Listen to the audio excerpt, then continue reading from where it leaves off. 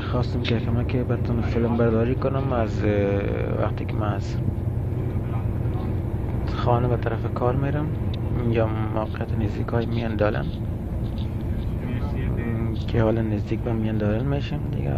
او طرف های ساختمان ها دریاست. هم میبینن که هر طرف ببینی سفید برف است دیگه، هیچ چیز دیده نمیشه، صرف سرکا و آب. باز حتی باز جای ها که اما دریا رو میه بالش برف است دیگه. این هم یک چاره ای است که این طرف بازم سرک که می سرک داخل مندال شدیم فعلا میاندالن و اینجا یک پول از سر پول از سر دریا که به خاطر موترام است. درک وقت یک طرف هم طرف هم بتونم و پدره و همچنان زیر پول تیر شدیم. میبینین که دریا رو میجای سر دریا هم برف است، سر او باز هم دریاست.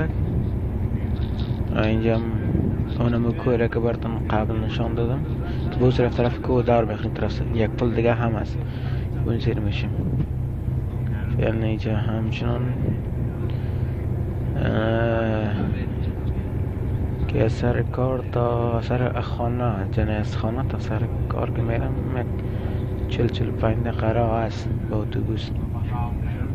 آره ما داخل اتوبوس نشستیم و خواستیم که فیلم برداری کنم از جایی که مربوط بوسکیرود که ما زندگی میکنیم. یک ولایت هست که باز دو شهرهای مختلف است و ولسوالی مختلف است. برای تو بگم که ولسوالی کوکسبرگ است، باز درامین است و هوکسون است و دربوز، همه ولسوالی مختلف است.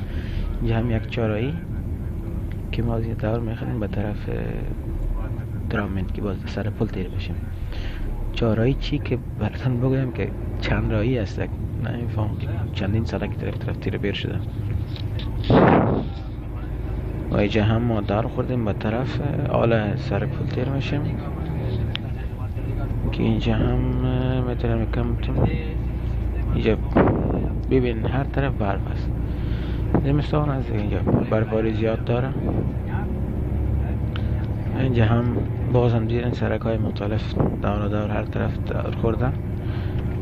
اینجا من همی گفتم که سرک است، این چهارراهی است.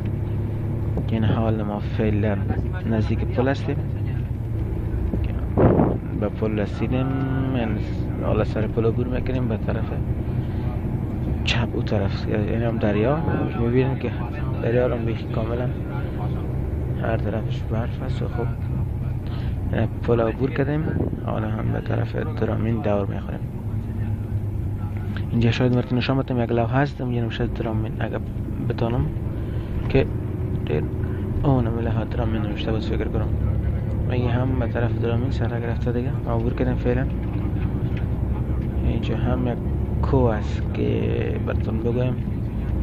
اینجا کوه است که در تابستان ها اونم کوه براتون میگم، شاید ببینید کمتون که در تابستان ها مردم ما پاراگلایدینگ یا از فراشت ها پرش میکنن. اینجا بیشتر یک جای قشنگ دیده نیست. حالا نه حالا گتلا ببین برف است. تابستان واقعا مقبول جاست براتون معلوم میشه. حالا هم میخوام براتون کمی بیشتر بریم کوره براتون شما بتونم که اینجا مردم ها پاراگلایدینگ میکنن. یه خانه هست دیگه، در بین خانه سرک است فعلا. چوکی پیش میبینن که کسی دیگه نشسته است. این حالا براتون بتونم نشان بدم خب صحیح این کوه ها را که از یه شخص پرش میکنن دیگه. این ما رفتیم طرف کار روان هستیم دیگه. در 15 دقیقه یا 10 دقیقه دیگه طرف کار میرسیم انشالله. فعلا که ساعت هم هست نمیفهم میشه، شاید 10 دقیقه است یا 8 دقیقه شاید باشه تا به 4 دیگه. فعلا کابل شاید نمیفهم و همچنان طرف درامین روان هستیم.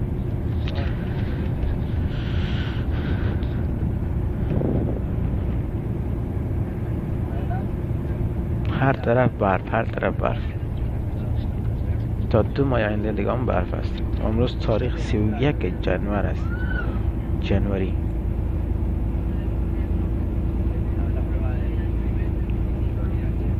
غیر از برف دیگه چیزا نمیشه. من گرم در تابستان واقعا جای مقبول است، بسیار سرسبز و بسیار شاداب. این کوه را بهتون گفتم، این کوه هاست، شاید نزدیکتر ببینن. از این کوه هم پرش میکنن